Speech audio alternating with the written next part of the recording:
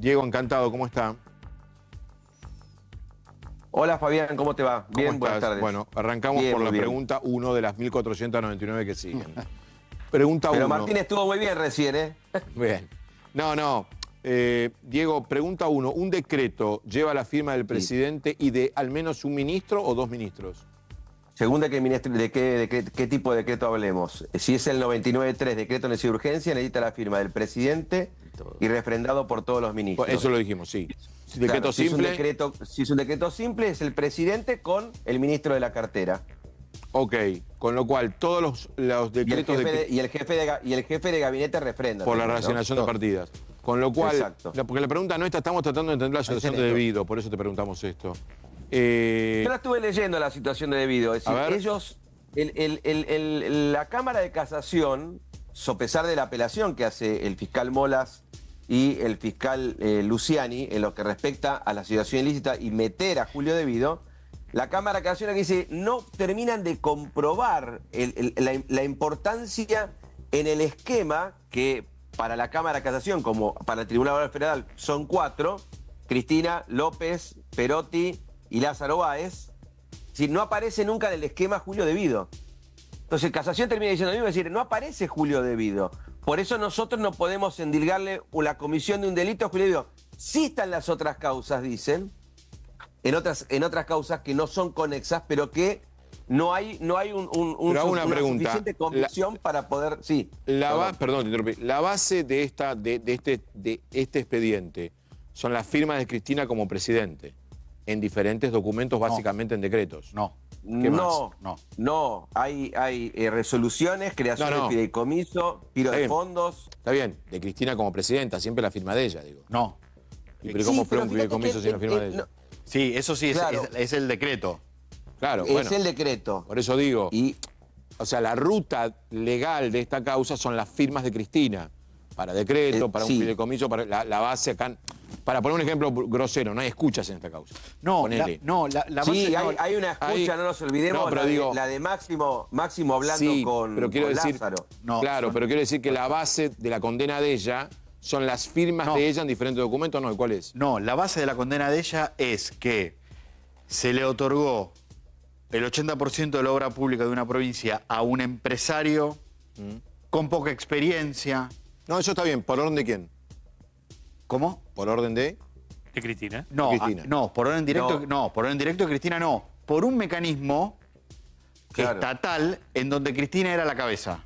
Que todos los funcionarios que intervinieron respondían directamente a Cristina. Si Cristina, hay un documento donde Cristina da una orden precisa de denle la obra a Lázaro Báez.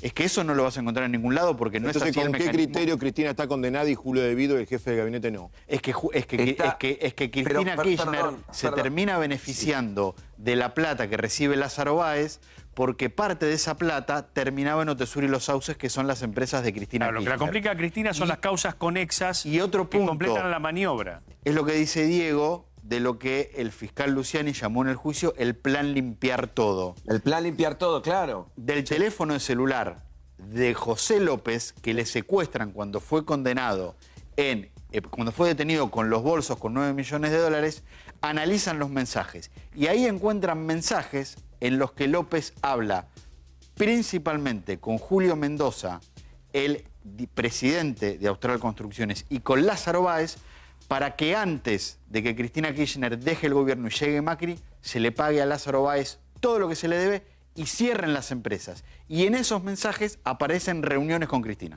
Bien. Mi pregunta no van a por qué Cristina, es por qué Cristina sola.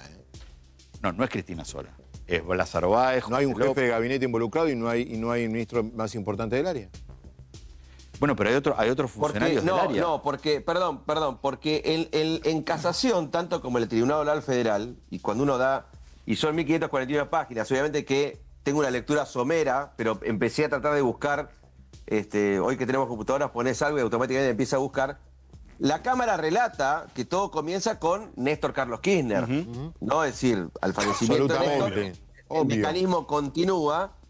Y yo creo que un poco lo que la escuchaba hoy a la doctora Carrió decir, es decir, termina ligando Cristina porque Néstor falleció. Exacto. Porque si no, eran los dos los que estaban, porque la misma Cámara en la misma resolución habla de todo el entramado, ¿no? Un poco lo que vos decías, Fabián, ese 80% que le otorgan, producto de una empresa que no tenía antecedentes. Es decir, acá aparece otro elemento más que lo maneja directamente López, y lo dice la casación, que es, López redireccionaba José López, hablamos, secretario del área, José López. Sí, el que revoleaba, la gente común no va a entender más que revoleaba los bolsos. Exacto. Claro. Entonces, allí es donde empieza a aparecer una serie concatenada de hechos que se empiezan a armar en este gran o dominó, es decir, que tenemos ahí dando vuelta, donde uno empieza a encontrar que los vínculos de una cosa con la otra. Por eso fíjate que el que manejaba vialidad, por más que estaba dentro de la órbita del ministerio de Julio De Vido, y lo dice en la parte de Julio De Vido cuando resuelve casación, la persona que manejaba todo era López. Claro. Es decir, en un momento dice, el acusador logra entramar este vínculo entre López, ayúdame Martín, que no me acuerdo nunca el apellido, Nelson Pidiotti, algo así se llama. Nelson Pidiotti, director de Vialidad Nacional. Exactamente.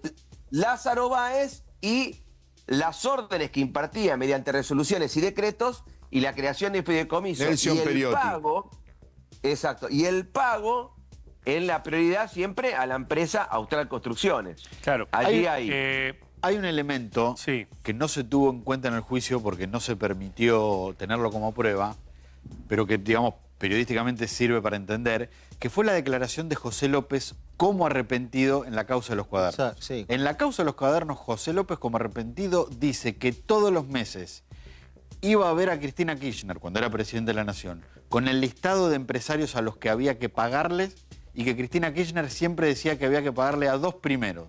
Uno de ellos era Lázaro Báez. Eso lo declaró. Eso lo declaró. No se valoró en el juicio porque no se lo permitió tener como prueba. Y José López no declaró en el juicio. Claro. Diego... y lo dice Casación eso, Martín. Sí. En un párrafo le dedica que no toman en cuenta esa declaración hecha por López. Doctor, tomemos esto como un fallo abstracto, ¿no? Donde una de las personas condenadas no es la vicepresidenta Kirchner, ¿no? O la ex vicepresidenta Kirchner. Tomemos acá, más allá de la ingeniería del Código Procesal Federal que se aplica, tomemos a alguien que es condenado a 6 años de prisión por un delito patrimonial, 6 años doble conforme. Sí. ¿Qué pasa con la libertad ambulatoria hoy en Argentina de una persona condenada a 6 años y con el doble conforme ratificado?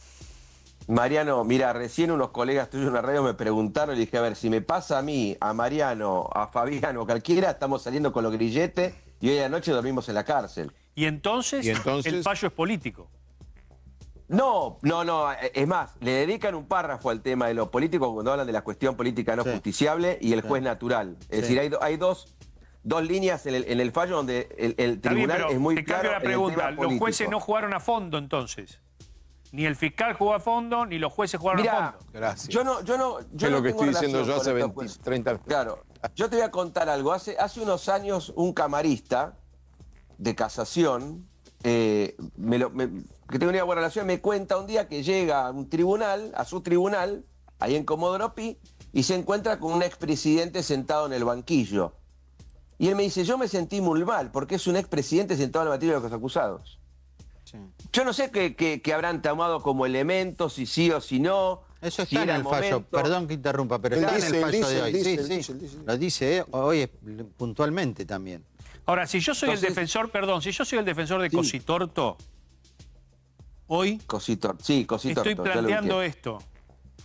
Digo, ¿cómo a Cositorto me lo tienen preso hace... Está bien, hubo una fuga en el medio. Pero digo, te van a argumentar pero acá no hubo obstrucción de la justicia por parte de Fernández de Kirchner en todo este tiempo. Y, Mariano, a ver, si acá la discusión viene al principio de igualdad. Es decir, si somos todos iguales ante la ley, también somos iguales en esto.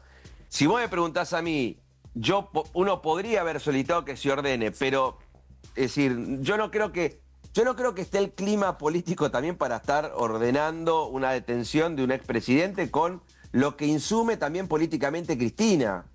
Es decir, también a veces el juez entiende también y hace una lectura política, no que sea un fallo político, una lectura política de la realidad. ¿Vos te imaginás saliendo Cristina con el grilleto y a la noche durmiendo ahí en una prisión domiciliaria?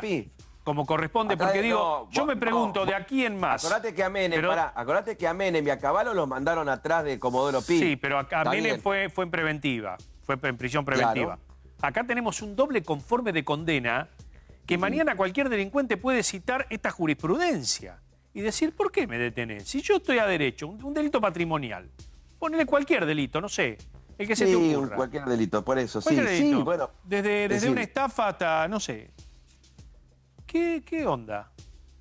¿Cómo es? Esto bueno, para la jurisprudencia argentina. Acá habría que interrogarse cómo funciona y opera el principio de igualdad. Y esto es lo que yo siempre le digo a mis alumnos, cuando alguno estoy dando clases. La justicia es ciega, pero de vez en cuando se levanta la venda para ver quién tiene adelante. Y la pregunta que hace Mariano, más allá de las consideraciones jurídicas o no que tenga, después Martín... No, lo mío fue netamente nada jurídico. No, pero la pregunta de Mariano, la pregunta es, hace mucha gente en la calle. Sí, claro. Sí, obvio. La pregunta de Mariano es hace un montón de gente en la calle. Diego, te llevo para adelante ahora. Supongamos que ya Martín comentó la novela... Va a haber 20 días. Esto, la Corte estaría en condiciones de tomar una decisión marzo-abril. Yo creo que la Corte se va a lavar las manos. Sí, con toda la furia. La Corte está comprando jabón y agua para lavarse las manos, pero bueno, no importa. Acordate de algo. Encima vamos a tener una Corte con 3. Sí, por eso lo que mejor se va a hacer la Corte es nada. Así que, ¿por qué cambiar en este momento? Cambiaría. No opinó de nada serio en todo el año, me va a opinar ahora de esto. Pero digo lo siguiente. Supongamos que en 15 días el Congreso aprueba la famosa ficha limpia, que dice que con 2 condenas, que es el caso de Cristina Kirchner, no podés ser candidato. La pregunta que estoy haciéndome hace 48 horas. ¿Corre para atrás o corre para adelante?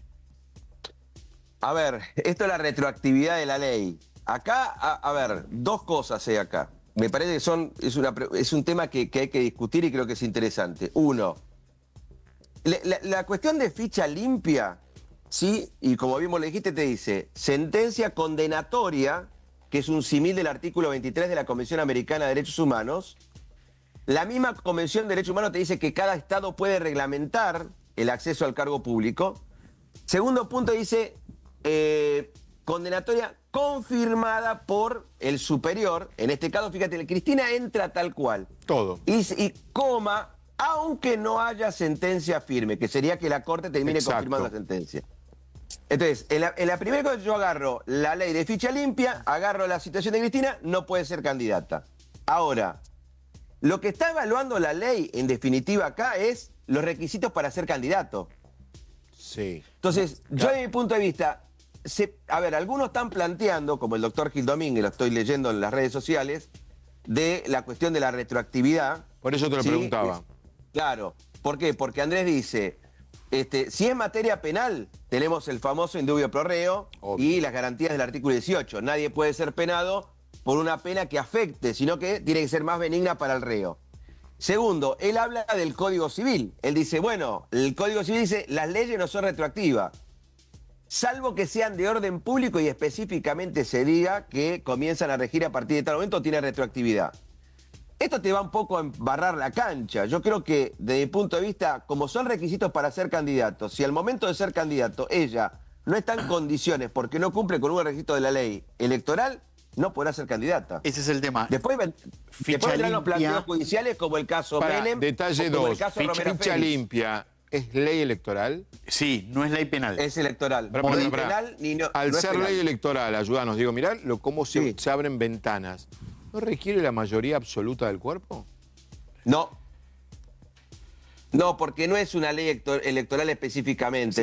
Perdón, porque es la ley orgánica de los partidos políticos. Exacto. Es la ley orgánica de los partidos políticos. No es el código electoral. No es electoral. Okay. Vos estás modificando la 23.298, que es la ley de partidos políticos. Correcto. No el código nacional electoral. Está bien, pero ¿hay retroactividad o no hay? Desde mi punto de vista, no. Hoy me decían lo mismo, que no. Después se puede discutir judicialmente. Sí, exacto. Se podrá discutir después judicialmente. Tenés, como dice Martín, después tenés el caso Romero Feris, el caso Menem, donde vos podés llegar a discutir, bueno, mirá, yo en el momento que salió la ley, igual, Fabián, si me permitís un agregado. Sí, dale. El miércoles que viene se tratan diputados, después tiene que ir al Senado. El 30 de noviembre terminan las sesiones ordinarias. No, en 30, en diputados hay convocada una sesión. Veremos si tienen quórum para tratarlo. ¿Quién va a votar? Pero vos acordate de esto. El 1 de marzo tendría que estar en el Senado, empezar a arrancar a tratarse. El 15 de mayo empieza el proceso electoral. Y ahí se terminó. Claro, y ahí se terminó. Pero Diego, gracias por la clase, profesor. Dale, un abrazo grande y cuídense mucho. Gracias. Ya te digo porque